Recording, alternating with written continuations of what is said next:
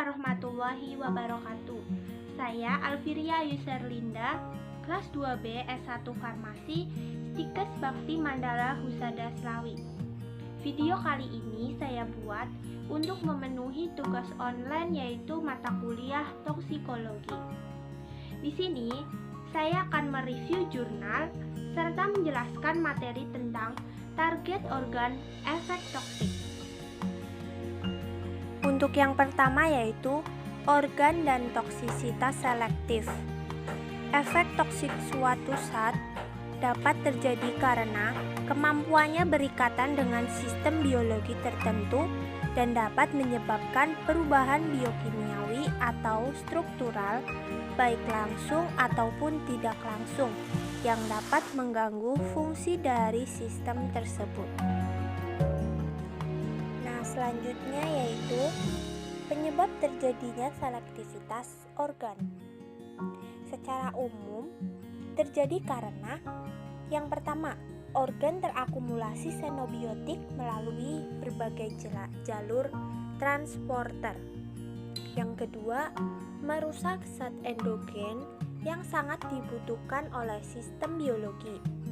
Ketiga, adanya kemampuan mengikat organ atau bagian organ sehingga kehilangan fungsinya. Keempat, organ terpapar xenobiotik melalui berbagai jalur transporter. Kelima, organ mempunyai enzim-enzim yang sangat penting dan rentan terhadap adanya zat asing, misalnya hepar yang mempunyai banyak enzim untuk memetabolisme. Terakhir, yang merupakan tempat metabolisme dan tempat ekspresi bagi xenobiotik. Untuk organ efek toksik meliputi yang pertama adalah hati.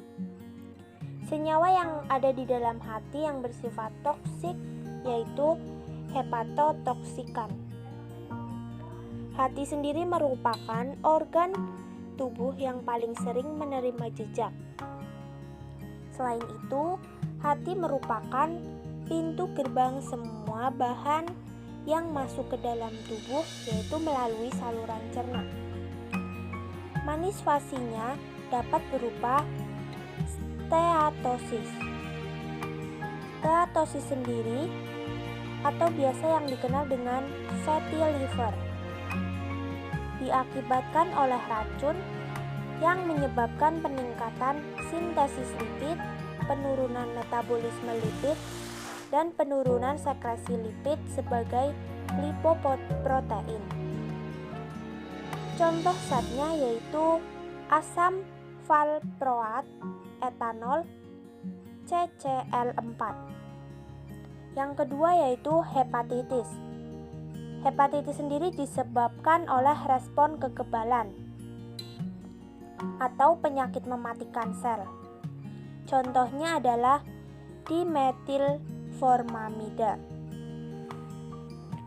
Selanjutnya, sirosis. Sirosis sendiri disebabkan oleh alkoholisme kronis. Alkoholisme kronis adalah hasil akhir yang fatal dari kerusakan hati. Selanjutnya, tumor dan kanker hati yang disebabkan oleh aflatoksin dari jamur, arsenik, dan thorium dioksida. Terakhir ada hemangiosarkoma diakibatkan oleh paparan vinil klorida. Organ efek toksik yang kedua yaitu darah dan kardiovaskular. Toksisitas terhadap darah dan sistem kardiovaskular disebut sebagai hematotoksik dan kardiototoksik. Hipoksia adalah kondisi jaringan yang kekurangan oksigen. Ada 3 jenisnya, yaitu hipoksia stagnan, hipoksia anemia, dan hipoksia histotoksik. Yang kedua yaitu anemia, merupakan hipoksia jangka panjang yang dapat menurunkan pembentukan sel darah di sumsum tulang. Selanjutnya ada anemia. yaitu produksi leukosit yang tidak terkontrol. Adalah suatu bentuk kanker dari paparan benzen. Selanjutnya, kardiototoksik. Kardiototoksik sendiri merupakan sirkulasi darah yang terjadi akibat denyut jantung dan juga dipengaruhi oleh kondisi sistem vaskular. Lalu ada kerusakan pembuluh darah di paru-paru oleh hidrogen fluorida, oksigen nitrat, dan ozon yang dapat menyebabkan akumulasi cairan yang dikenal sebagai edema paru. Efek toksiknya yang terjadi secara umum adalah penebalan dinding arteri yang tidak normal, disertai hilangnya elastisitas, suatu kondisi yang disebut arteriosklerosis. Untuk target organ yang ketiga yaitu sistem syaraf. Efek dari neurotoksikan dapat dimanifestasikan dalam dua kategori. Yang pertama adalah neuropati perifer yang mengacu pada kerusakan syaraf di luar sistem syaraf pusat. Hal ini terutama terlihat sebagai kerusakan pada syaraf motorik yang terlibat dengan gerakan otot sukarela. Yang kedua adalah ensefalopati yang mengacu pada kelainan otak, meliputi edema serebral atau akumulasi cairan yang ada di otak, lalu degenerasi dan hilangnya neuron otak serta nekrosis korteks serebral dengan gejalanya yaitu hilangnya koordinasi, konvulsi, kejang, cerebral palsy atau paralisis parsial dan tremor, serta koma. Organ efek toksik yang terakhir yaitu neurotoksik atau ginjal. Ginjal sendiri merupakan sasaran utama dari efek toksik ya. Lah, mengapa sih ginjal merupakan sasaran utama dari efek toksik? Sebelumnya, ginjal mempunyai bagian fungsional berupa nefron. Nefron sendiri terdiri dari tubulus proksimal, lengkung Henle, tubulus distal, dan kandung kemih. Zat yang berpengaruh pada tubulus proksimal adalah CD+, MG++, PD++, CCl4, kloroform, tetrakloratilen, dan bromobenzen. Efek toksik pada ginjal dapat berupa akut dan kronis. Nah, efek toksik pada ginjal merupakan sasaran utamanya karena ginjal mempunyai volume aliran darah yang tinggi, mengkonsentrasi toksikan pada filtrat dan membawa toksikan melalui sel tubulus. Selanjutnya adalah review jurnal tentang efek toksik paparan kronis terhadap kadium klorid atau CDCl2 terhadap nekrosit dan sel epitel tubulus proksimal ginjal dan ikan zebra Dianotheria juvenile. Nah, tujuan dari review jurnal ini adalah untuk mengetahui paparan efek kronis terhadap kadium yang dipaparkan selama 30 hari pada ikan zebra F1 dan untuk mengetahui perubahan histologi hepar dari ginjal ikan zebra juvenile dengan F2.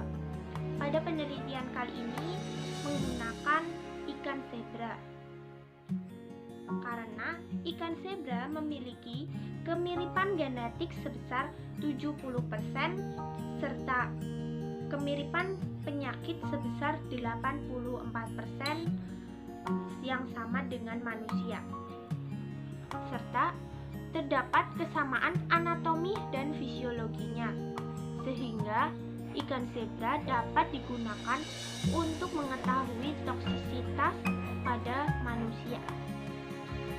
Pengertian dari kadium sendiri merupakan salah satu logam berat yang dapat ditemukan di alam melalui aktivitas manusia atau androgenik. Contohnya seperti pembuatan pupuk,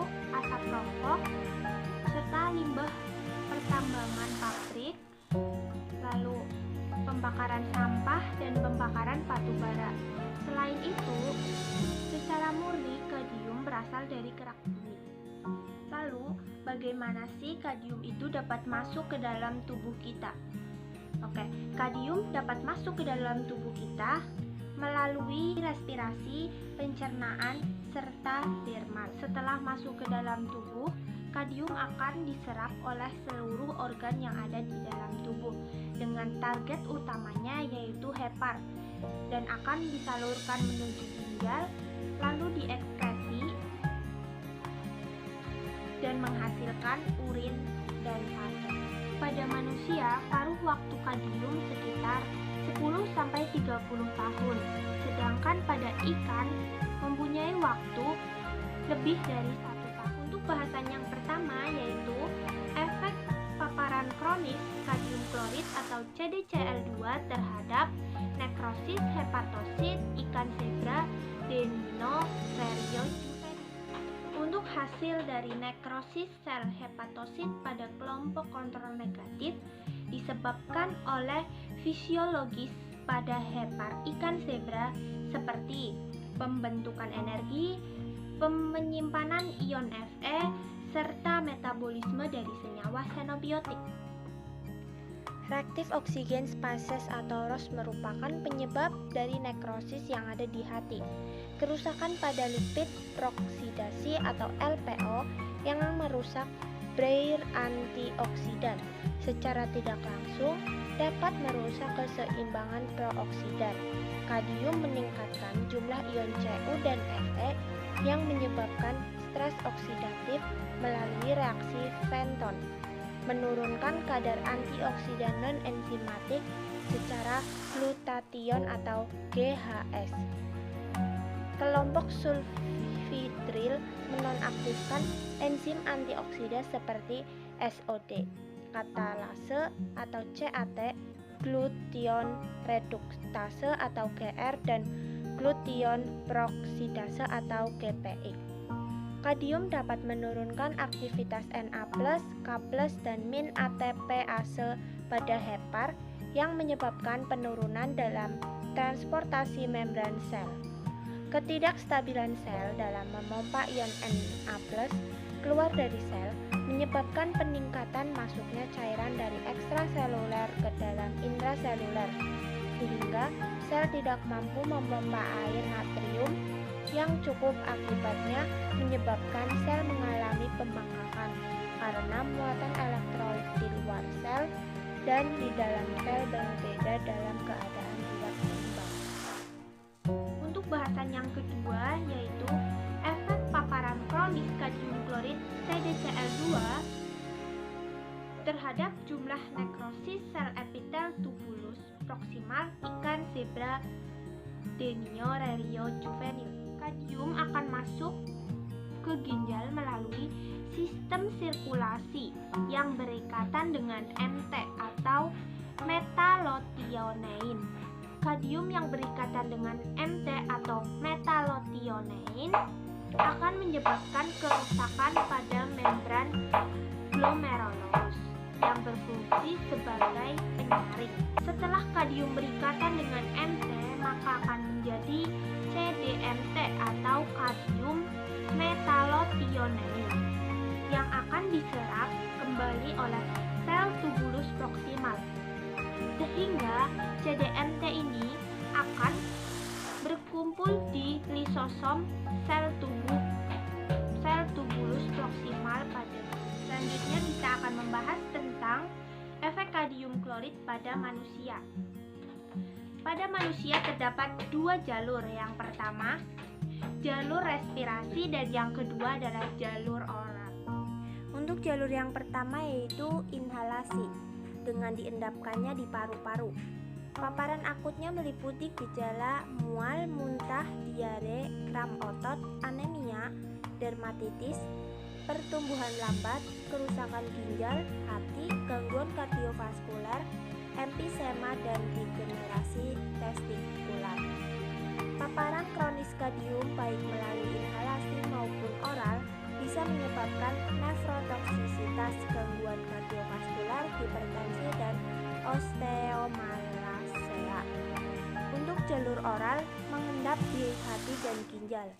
Kadium merupakan human carcinogenik karena paparannya melalui inhalasi yang bisa menyebabkan kanker paru-paru, kanker prostat, ginjal, hati, sistem hematopoietik, kelenjar susu, endometrium, kandung kemih, pankreas, dan kanker lambung. Kesimpulan dari review jurnal kali ini yaitu bahwa pemberian paparan kronis dari CDCl2 dapat menyebabkan nekrosis hepatosit dan sel epitel tubulus proksimal pada ginjal ikan zebra juvenil. Menurut Latinika 2012 menjelaskan bahwa semakin tinggi zat toksik yang masuk ke dalam tubuh, maka semakin tinggi pula kerusakan yang terjadi. Terima kasih yang telah menonton video saya kali ini. Apabila ada salah kata, mohon dimaafkan. Wassalamualaikum warahmatullahi wabarakatuh.